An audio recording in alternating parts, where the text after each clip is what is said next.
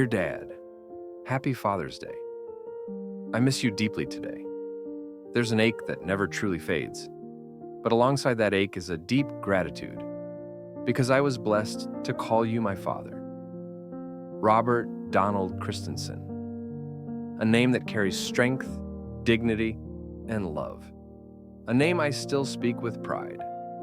Lately, and especially today, I've been reflecting on your life, on your soul, and I want to give you the recognition you've always deserved from me.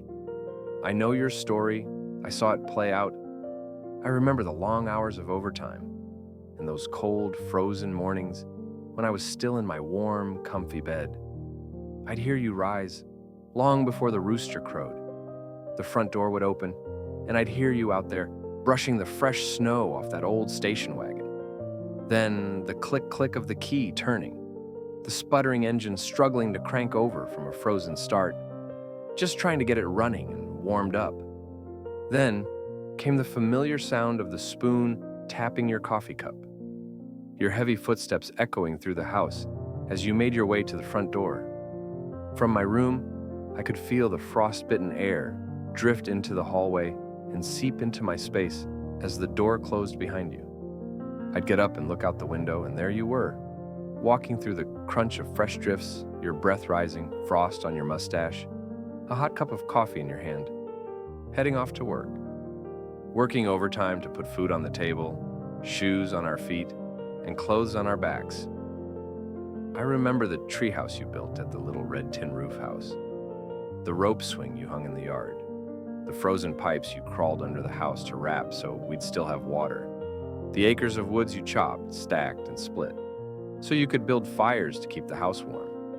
I remember the home you built with your own hands, so we'd have a roof over our heads and a place to call our own. I remember the joy we shared listening to records, the times you encouraged me to keep drawing, the talks we had, father to son, when you told me how proud you were of me, how much you loved me, and how grateful you were to call me your son. You gave me your first name as my middle name, a sacred gesture of belonging, a symbol of love. So I would carry your name and your spirit with me always. I remember the light you brought into a home that too often carried chaos.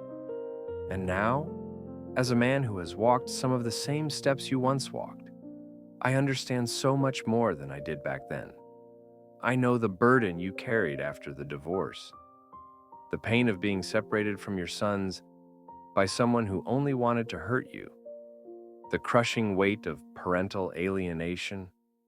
And now, as a man in those very same shoes, I understand the depth of that pain. I understand the humility and heartbreak of the love you showed when you were forced to pay child support to an ex who had you tile her kitchen as repayment for back support, money she never earned, and love she never gave. And still, you gave. I also know the pressure you were under to adopt me, from a woman acting out of self-interest, not thinking of your well-being or mine. But you saw me. You took mercy on me, and you loved me. You were never a bad father to me. In fact, you gave me guidance, protection, and unconditional love. In many ways, you treated me more gently than your own flesh and blood. I can only imagine how much that cost you inside. And still, you showed up for me, again and again. That kind of love takes courage and soul. You changed everything for me. And Dad, I'm so sorry I wasn't there for you when you died. I regret the way I treated you. You didn't deserve my anger in that moment. You deserved my love, my compassion, and my deepest gratitude. I had so many conflicting feelings about who I truly was, about where I belonged. But now I know. I have always been your son, a true, rightful, born in the heart Christensen, just as real and worthy as any of my brothers or sisters. Your voice, your laugh, your quiet strength, they shaped my world. The way you taught, the way you led, the way you simply were, all of it left a lasting mark.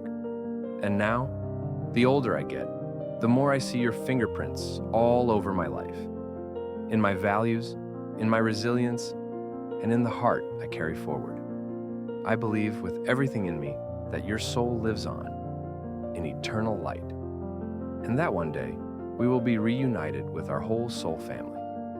Grandpa Carl, Uncle Bob, Uncle Don, Uncle Ron, and Uncle David. When my time comes, I look forward to standing in your presence again, and theirs, surrounded by your warm, loving guidance. My earthly self misses seeing you, hearing your voice, sitting in your presence. But my eternal soul knows you are not gone, just beyond the veil. I feel you in the stillness, in the breeze, in the warmth of the sun, in dreams, where you speak to me and guide me, and in memories that rise like whispers from another realm.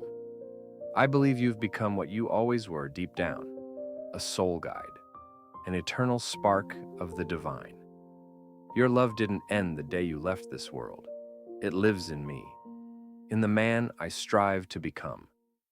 And I carry it forward, just as you once carried the wisdom and strength of those who came before you. I know that one day, when my journey here is done, you'll be there, waiting with open arms, just as Grandpa Carl, Uncle Bob, Uncle Don, and Uncle Chris were there for you. Until that day, I'll keep walking the path you helped shape. I'll do my best to honor your legacy with strength, compassion, and purpose. And I'll pass that legacy on to my sons. And when I falter, I'll remember your example and that you're still with me. I love you, Dad, forever. Your son, Sean.